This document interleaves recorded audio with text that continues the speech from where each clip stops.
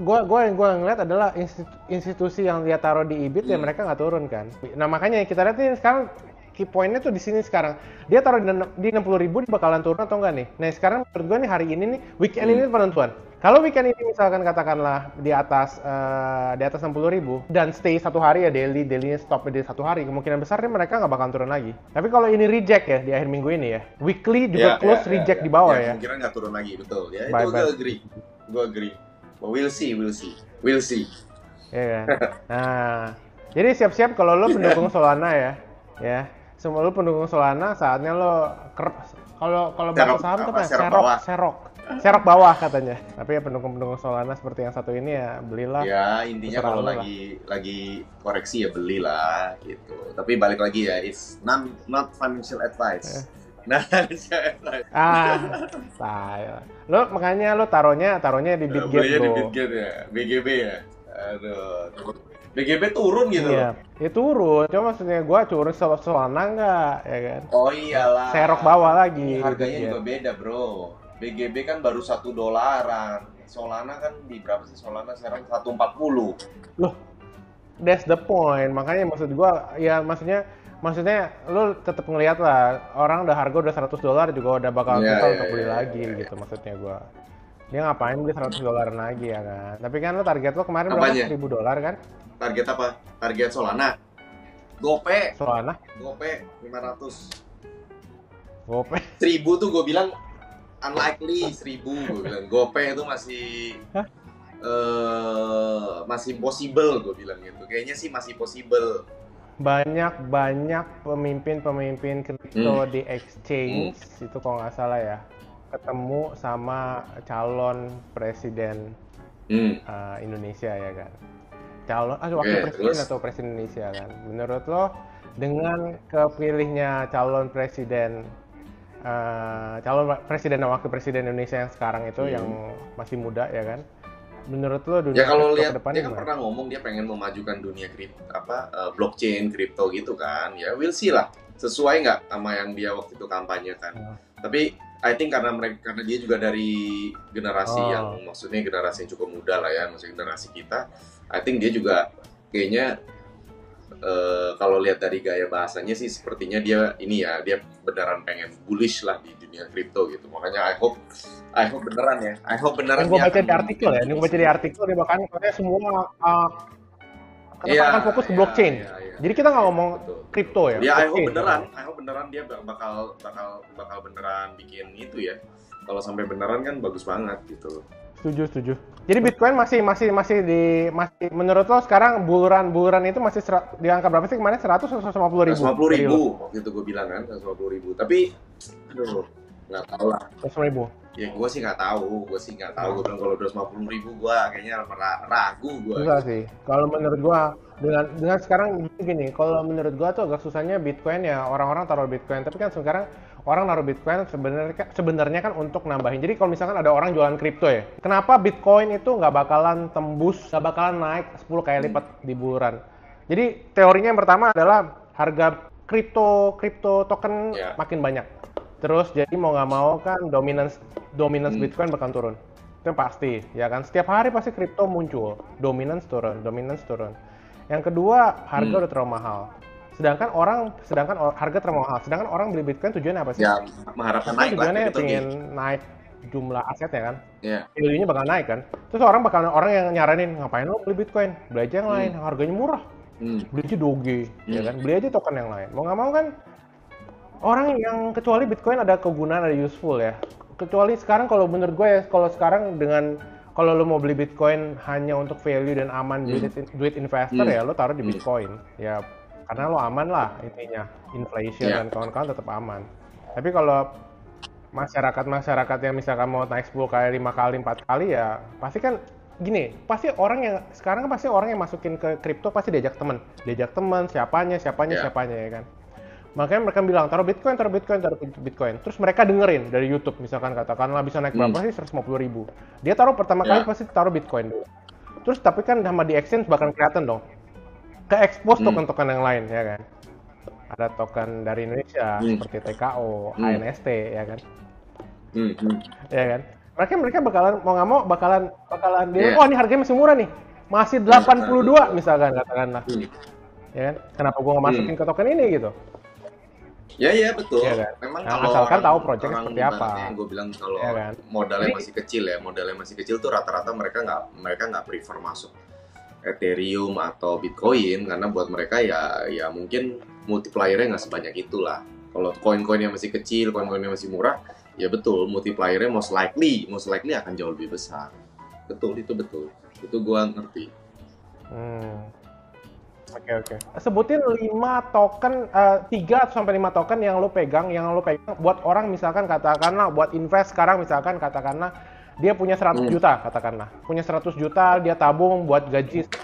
Dia gaji 1 tahun misalkan dia koleksi misalkan 100 juta katakanlah. Ada YouTuber tuh, dia taruh aja namanya borong Bitcoin. Ya kan, belinya 100 juta. Nah, tapi kalau lu sendiri, misalkan lo punya misalkan 100 juta katakanlah. Lu taruh token apa aja? 10% Bitcoin. Ya, 20% Bitcoin. gue bakal beli Ethereum, 30% gue bakal beli Solana. Jadi 10% Bitcoin, 20% Ethereum. Oke, berarti 70% lagi nih. 30% bakal gue di Solana ya. 40%-nya lagi 60% kan 40%-nya lagi gue bakal di, you know what, gue mungkin 20% gue masukin BGB sih. 20% gue masukin BGB. Nah, sisa 20% BGB. 20% lagi gue bingung apa. 10% lo taruh Bitcoin, 20% lo taruh Ethereum, 30% Solana, 20% BGB. Nah, 20% sisanya mungkin gue taruh USDT. Alasannya apa? Itu sebagai 20% USDT itu karena gue bakal kayak lihat ada token-token yang kecil-kecil yang mana yang kayak ini gue masuk sini, kadang masuk sini. Gitu. Jadi karena itu buat kayak pelor yang apa ya, yang lu kayak quote unquote lebih gambling gitu. Kalau gua tuh 30% lo taruh Ethereum. Lo punya 100 juta sekarang, main aman ya. Nggak pakai cara gua ya. Main aman aja. 30% lo masukin Ethereum, 10% lo masukin Bitcoin. Berarti udah 40% tuh. Ya kan? 30% lo masukin BGB. Jadi berapa? 70 tambah 10, udah 70. 30 lo masukin BGB udah 70. 30% lagi lo masukin BNB. Oke. Ya. Itu kalau itu skenarionya adalah lo taruh 1 tahun ke depan lah. Nah, 1 tahun ke depan, jadi lo tetap terekspos dengan BTC, Ethereum, karena kalau gue pribadi kan gue lebih pro Ethereum sekarang. Kalau misalkan untuk unsur misalkan karena kenaikan harganya, value-nya lo mau naik ya Ethereum kan lebih menjanjikan daripada Bitcoin. Ya kan? Kalau ada orang yang jual jubah Ethereum, sini gue pakai deh jubah Ethereum untuk kalian orang-orang jubah Solana gimana? Bitcoin. Ya, lo cari aja sendiri. Lo ngomong deh sama community, bilang cariin Dion bakalan pakai jubah Solana. Nah, kalau kita misalnya gini ya. Jadi misalkan kita ngomong ke Crypto Watch community, kita bilang katanya, lo ada yang jual baju Solana kasih tahu kita bakalan pakai, gue pakai jubah Ethereum kalau gue pakai gitu. Ada yang jual BGB yuk kita pakai. Nanti dikirimin lo sama Solana lo, mampus lo. Apa namanya? Nanti lo dikirim sama Solana mampus. Gue jamin Solana bakal ngirimin lo. Kalau misalkan lo terkenal ya, gue jamin Solana ngirimin lo. Siap-siap aja lo. Beneran gue pakai. Oke, gue pakai kok. Yang penting kan memang menurut gua ya pokoknya ditungguin ya. Yang bisa kirimin pokoknya lo kirim ke Twitternya si Dion, abis itu lo kirimin ini linknya untuk lo kirimin baju Solana atau ke Dion dia bakal pakai.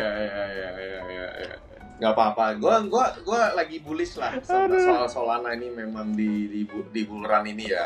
I think gue bisa lihat di luar EVM dan di luar Ethereum itu menurut gue Solana sih. With today's climate, at least situasi kondisi sekarang, gue bilang Solana is number 3. Gue gak bisa bilang dia akan menjadi nomor 1, akan nomor 2. At least sekarang dia de facto nomor 3. Dan gue juga nggak yakin dia akan bisa ngalahin Ethereum memang.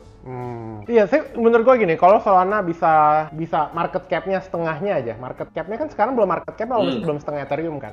Kalau dia market cap-nya bisa setengah dari Ethereum ya, gue mungkin mulai menjanjikan lah.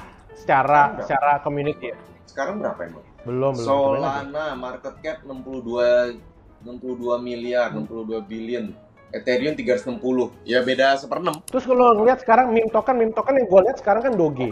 Doge dan PP. Nah, menurut lo PP ini bakalan turun dari sini akan terjun bebas ke bawah akan akan bisa nyaingin Doge menurut lo? Gua kalau Ini intermezzo ya? Ini meme intermezzo. token Ini gitu menurut gua nggak ada cuman logikanya sih. Jadi gua nggak bisa ngomong naik turun tuh kayaknya menurut gua memang nggak ada logika. Karena kalau ngomong logika, there is no reason for you to buy that shit gitu loh. There is no reason. Jadi menurut gua kalau lu beli itu tuh memang it's a very speculative token dan menurut gua totally gambling. Jadi ya gua nggak bisa bilang beli itu nanti naik sampai 100 kali lipat atau bisa turun ya itu karena memang nggak make sense. Itu naik sampai sebanyak itu aja juga menurut gua udah nggak make sense. It's bener-bener driven by supply and by demand aja, driven by demand, bener-bener purely by demand, nggak ada fundamentalnya gitu. Jadi gue juga bingung. Maksudnya gue ngeliat sekarang Telegram itu udah mulai kalau gue ngeliat kayak gini tuh Telegram udah mulai berani gitu, udah mulai berani dan punya plan untuk jadiin wallet Telegram sebagai wallet. Jadi menurut gue ini kalau gue ngeliat dari pandangan gue ya, gue ngeliat dari ekosistem semuanya. Ini yang gue lihat kan dari X sebenarnya. Menurut gue nih apapun yang Telegram lakukan pasti akan dilihat dari sisi X, lo kan dari Twitter kan. Nah maksudnya gue kan ini kan salah satu platform yang tadinya bukan wallet tapi dijadiin wallet. Nah awal-awal kan mereka tes produk kan, test the water kan. Jadi misalkan dia jual Toncoin, dimasukin wallet. Tapi sekarang udah mulai berani tuh. Sekarang kan udah mulai berani orang taruh di sana. Nah, jadi kalau gue ngelihat itu, jadi intinya sekarang the holy grail-nya di dunia kripto menurut gue tuh dari sisi wallet. Belum ada wallet yang secanggih kalau di Amerika tuh namanya kayak apa namanya? Ya kayak Cash App lah, kayak Cash App gitulah. Nah, itu belum ada tuh dunia kripto yang kayak gitu-gitu, ya kan? Gue nggak ngomong di Indonesia ya, cuman maksudnya di US aja belum ada yang misalkan pay dari kripto ke kripto gitu, kan ya? Apalagi misalkan katakan DeFi, misalkan contohnya di Solana. Di sini ilegal. Ya, gue nggak ngomong di sini kan, gue ngomong di Amerika. Tapi di Amerika bakal turun ke dunia gitu, ke negara-negara lain. Tapi kan pasti awalnya pasti Amerika dulu. Jadi contohnya sekarang ETF di Amerika udah di-approve ya kan Bitcoin. Pasti negara lainnya lagi godok nih, mau masukin nih ETF-nya dimasukin ke negara-negaranya dia. Kenapa? Contohnya kan dulu Amerika masukin emas, sekarang nanti semua orang punya emas. Sekarang taruh Bitcoin, semuanya bakal ikut Bitcoin. Tinggal tunggu waktu aja gitu kan. Sekarang kan pasti ntar kalau Amerika ngeluarin, wah nih X ngeluarin nih bisa buat bayar pakai kripto, misalkan untuk kirim-kirim kripto lah. Gue bayar peer to peer, kata P2P, gue bayar pakai kripto, gue mau pakai kripto aja deh ya kan, mau nggak mau kan. Nah itu belum ada aplikasi yang DeFi dan bisa sehebat misalkan Cash App. Nah itu yang kita cari sebenarnya kan, Holy Grail. Ethereum nggak mungkin, Layer 2 mungkin lah, ya kalau nggak ya Solana kan cepat sebenarnya. Nah feeling gue di Amerika tuh pasti base. Belum ada cara pembayaran yang bisa dipakai oleh semua orang yang praktis. Seperti Cash App ya kan. Nah jadi maksudnya kalau itu udah masuk, nggak mau kan lebih gampang buat orang-orang awam. Apaan sih nih kripto, gue masuk deh gitu, ngerti ya? Gue taruh deh gitu. Sekarang tuh kalau gue melihat ada aplikasi Indonesia yang mengarah ke sana. Cuman belum berani untuk ditonjolkan karena ya regulasi kan. Such Apa? Such apa contohnya? Nobi.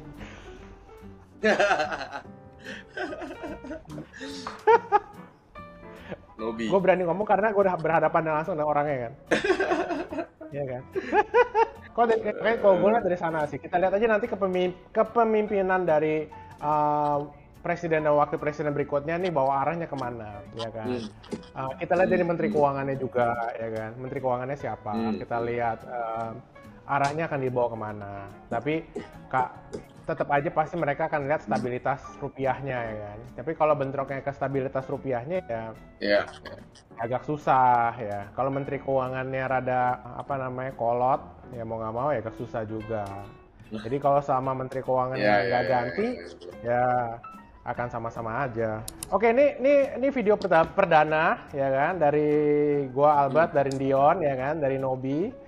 Ya kan, jadi nanti tungguin aja video-video selanjutnya di channel Crypto Watch ya kan, di Twitter, di YouTube-nya.